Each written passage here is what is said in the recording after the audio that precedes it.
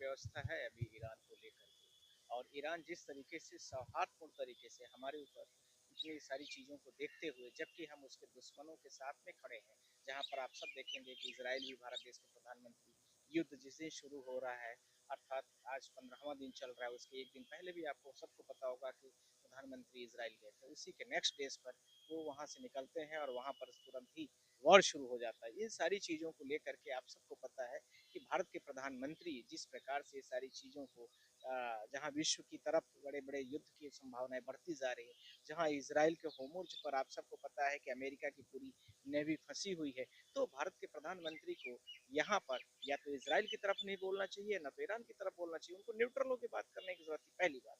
दूसरी बात, जब आप इसराइल की तरफ अपने आप में टेम्परेरी एक दोस्त बनाया है, तो पुराने दोस्तों को ऐसे थोड़ी भूल जाना चाहिए। तीसरी बात इसके साथ में, जहां गैस की इतनी बड़ी त्रासदी है, जबकि अमेरिका को भी पता है कि भारत देश के पास बहुत सारे गैस की त्रासदी है, तो कोई भी विश्व की कंट्री जो इन्होंने नए नए अभी दोस्त बनाए हैं, चाहे इसराइल हो चाहे यूएसए, कौन सी इनको गैस का टैंक ले आकर के पहुंचा दिया है? मुझे लगता है कोई नहीं पहुंचाएगा और कोई पहुंचाने वाला भी नहीं है। चौथी बात इसी के साथ में, जिस प्रकार से भारत में हाहाकार 2-2, 3-3 किलोमीटर की लाइनें लग रही, मैंने बहुत सारे इंस्टाग्राम में, बहुत सारे सोशल मीडियाज में देखा, नेशनल मीडियाज में तो दिखाई नहीं जा रही चीजें।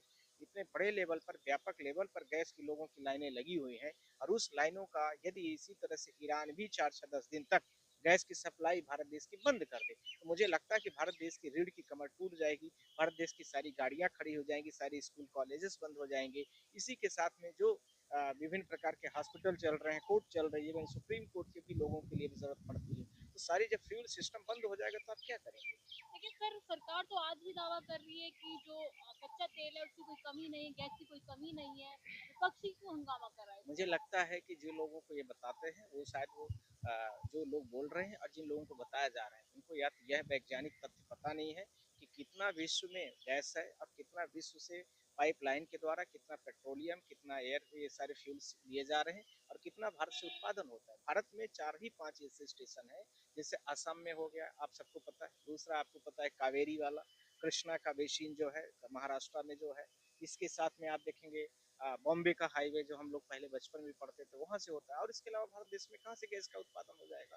तो भारत कहीं न कहीं पर विदेश पर, अब भारत ही नहीं पूरे विश्व की लगभग 30% गैस और इसके फ्यूल जितने भी एनर्जी के सिस्टम, वह कहीं न कहीं पर गल्फ कंट्रीज पर डिपेंड है।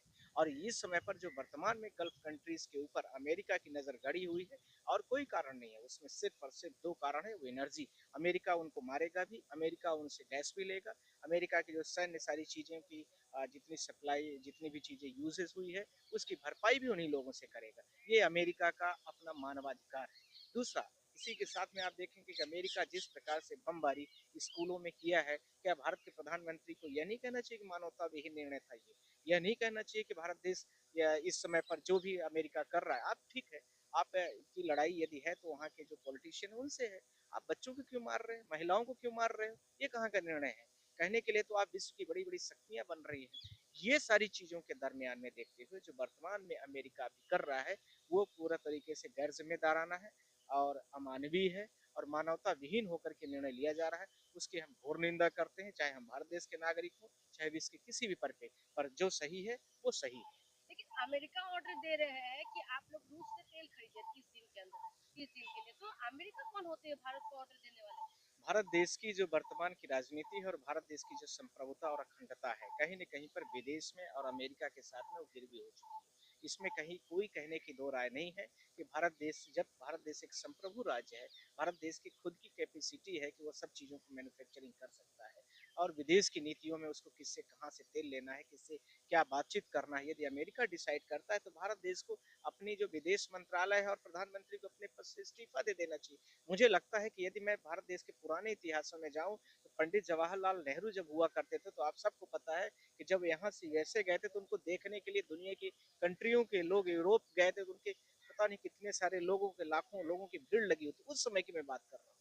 आज भारत देश के प्रधानमंत्री के पास ऐसे लोग नहीं आते। आज वर्तमान आपने देखा होगा कि 1964 के बाद भी जब आपने देखा है, इंदिरा जी जिस समय पर पाकिस्तान के सारी चीजें अटैक हो रही थी, उधर पाकिस्तान वार कर रहा था, चाइना के अलग तरीके से अपने निर्णय चल रहे थे, तो आप सबको पता है कि रूस की जिस प्रकार से सहयोग किया, और अमेरिका इसी दरवाजे से अपनी सारी मिसाइलें, अपने सारे युद्ध पोत, अपने सारे नेवी को लेकर के वापस चला गया। तो ये भारत देश की विदेश नीति थी। उसके बाद में आप सबको पता हो कि डॉक्टर मनमोहन सिंह आए थे। उन्होंने उस समय पर जब अमेरिका ने ईरान पर हमला किया, इराक पर सॉरी, उन्होंने सीधा बोला कि मानवता विहीन निर्णय है। भारत देश के प्रधानमंत्री के पास दम है ऐसा कहने के लिए? कौन सा लेकिन तुम कहा जाता है मोदी जी का तो 56 इंच का सीना है, लाल आंख दिखाते हैं, विदेशों में नीति अच्छी हुई है उनकी। भारत देश के प्रधानमंत्री ने यह भी बोला था कि नालियों से गैस निकाल करके अब चाय बनाई जाएगी। भारत देश की जनता अब चाय बनाए और इसे प्रधानमंत्री से फिर क्या उम्मीद करोगे आप?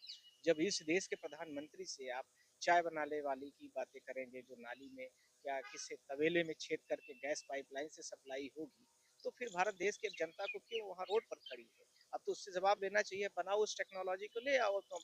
जिस टेक्नोलॉजी की तुम बात करते हो, जिस प्रधानमंत्री कितने निचले स्तर की बातें हों, उनके बारे में मुझे लगता है कि प्रश्न भी व्यर्थ है और ऐसे व्यक्ति को उस सीट में बने रहना भी व्यर्थ है। वह कहीं न कहीं पर देश का समय खराब कर रहे हैं, देश की जनता का भविष्य खत्म कर रहे हैं। जहाँ आप सब लोग देखिए कि चाइना, हम एक-एक चीज़, जितना आप टूल्स लेके खड़े हैं सब चाइनीज़ है। जितनी चीज़ें आपके मेरे हाथ में कपड़े तक अब आज चाइना के पूरे भारत देश की इंडस्ट्री मार्केट में आ चुके हैं। भारत देश की खुद की मैन्युफैक्चरिंग कहाँ है? सिर्फ जितनी चीज़ें सरकारी संपत्ति आती है वो पूरी-पूरी बिज़नेसमैनों की कहीं न कहीं पर जा कर के थोप रहे हैं। कहीं न कहीं सारी चीज़ों को उनको बेच रहे हैं और उनसे कमीशन या एजेंटी का काम कर रहे हैं और क्या कर रहे हैं? आप पर बताइए कितना कितने लोग डिपेंड है बेरोज़गार? हमारी भारत ईरान पे, इन सब तेल के मामले में, कच्चे तेल के मामले में कितना डिपेंडेंट है? वर्तमान में या और पुराने डाटा की मैं बात करता हूँ, तो लगभग ये माना जाता था कि 70% के आसपास भारत देश विदेशी आयात से सारी चीज़ों को चलाता था। और सवाल यह भी है कि ईरान ज़्यादा समय तक तेल की पाबंदियों को कर भी नहीं सकता, क्योंकि उसको भी एक्सपोर्ट और इंपोर्ट करने की आवश्यकता है। क्योंकि उसके भी जो वहाँ से जो ऑयल्स निकलते हैं विभिन्न द्वीपों से, उन द्वीपों में जो फारस की खाड़ी है और उसके साथ में कुवैत है, उसके साथ में सऊदी अरबिया है और विभिन्न जितनी भी कंट्रीज हैं, वहाँ पर बहुत सारे बिजनेस ट्रेड और बहुत सारे एम्प्लॉयमेंट हैं। भारत देश के लगभग 5 करोड़ के आसपास आबादी ऐसी है जो वहाँ पर डायरेक्टली या इनडायरेक्टली तरीके से बिजनेस कर रही है। साथ ही साथ में ईरान की जो इकोनॉमी है वो तेल बेस्ड है, तो ज़्यादा समय पर वो तेल को रोक नहीं पाएंगे। पर यह भी है कि 10 से 20 दिन का भी वो रोक देते हैं, जिस तरीके से वहाँ की जनता में आगे चीज़ें बढ़ रही हैं, तो मुझे लगता है कि विश्व की इकोनॉमी कहीं न कहीं पर स्थिर हो जाएगी। यही कारण है कि अमेरिका की कल जहाज़ें जब्त, जो कि आप सबको पता है कि जो समुद्र में जापान के रास्ते से आई थी, उत्तरी चीन के रास्ते से आई थी, जब वो निकली हैं और चाइना से होते हुए भारत देश की हिंद महासागर से निकल करके ईरान की तरफ जब बढ़ी हैं, तो आपको पता है कि कल मैंने देखा है जो मीडिया के न्यूज चैनल, अमेरिका के साथ में कोई भी कंट्री साथ में नहीं आई थी, जबकि उसने गल्फ कंट्री से भी गुहार लगाई थी, यूरोप से भी गुहार लगाई थी। इसका क्या कारण है? इसका प्रमुख कारण यही है कि अब पूरी दुनिया को पता चल गया कि अमेरिका अपना दादागिरी करना चाहता है। जिस तरीके से वेनेजुला के राष्ट्रपति को उठा के लाया था, इससे स्पष्ट हो गया था, और वही चीज ईरान के साथ में भी सोच रहा था। पर ईरान जो जिस तरीके से वहाँ के प्रेसिडेंट ने स्पष्ट तरीके से बोला है कि भारत देश और के जिन लोगों ने इस तरह की सहानुभूति हमारे साथ में दिखाई है, उसका हम सौहार्दपूर्ण तरीके से पूरी तरीके से उनके फेवर में है। पर साथ में यह भी है कि ईरान के प्रधान राष्ट्रपति ने यह भी बोला है कि जो अमेरिका यह सोच रहा था कि वेनेजुला के साथ जिस प्रकार से किया है और इस प्रकार से हम कर देंगे, तो ऐसा नहीं है। वर्तमान में भारत देश और ईरान के पुराने संबंध हैं और भारतीय लोगों का आत्मीय लगाव आज भी बना हुआ है।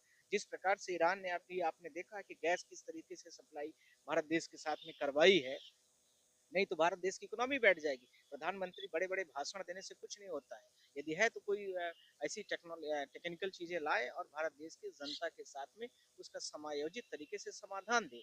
अब जो मैं नेक्स्ट पॉइंट में आना चाहता हूँ उसके बारे में बहुत खास बात है। अभी वर्तमान में चाइना के जस्ट